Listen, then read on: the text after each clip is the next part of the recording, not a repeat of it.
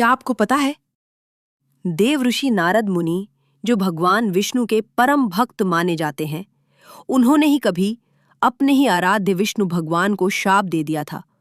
जी हाँ, वो नारद जिनकी वाणी पर हर पल नारायण नारायण गूंजता था।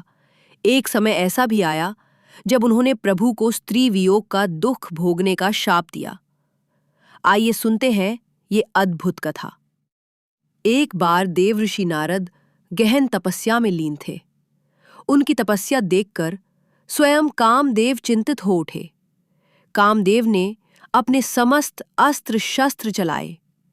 वसंत की सुगंधित बयार, पुष्पों की वर्षा, मोहक रूप, परंतु नारद जी की साधना अटल रही।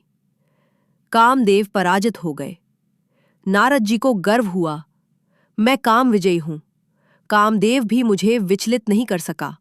वे सीधा भगवान विष्णु के पास गए और बोले, प्रभु, मैंने कामदेव को परास्त कर दिया है, अब मुझे काम विजयी कहिए। भगवान विष्णु मुस्कुराए। वे नारद के हृदय में जन्मे अहंकार को पहचान चुके थे, किंतु मौन रहे। कुछ समय पश्चात एक नगर में एक राजकुमारी का स्वयंवर आयोजित हुआ। नारद जी भी वहां पहुंचे। राजकुमारी रूपवती थी और उसे देखकर नारद जी का मन मोहित हो उठा। उन्होंने सोचा, यदि ये राजकुमारी मेरा वरण कर ले तो मेरा जीवन सफल हो जाएगा।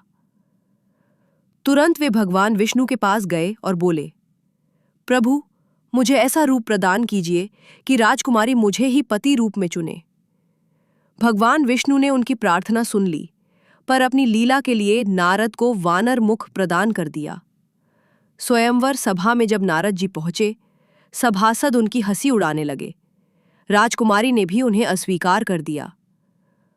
अपमानित होकर नारद जी ने दर्पण देखा तो पाया कि उनका मुख तो वानर के समान है। उन्हें समझ आया, ये सब भगवान विष्णु की लीला है। क्रोधित होकर नारद जी बोले, हे विष्णु, आपने मेरे हृदय में मोह उत्पन्न कर मेरा उपहास करवा दिया।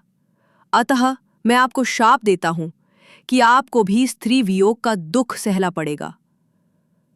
शाप व्यर्थ नहीं गया।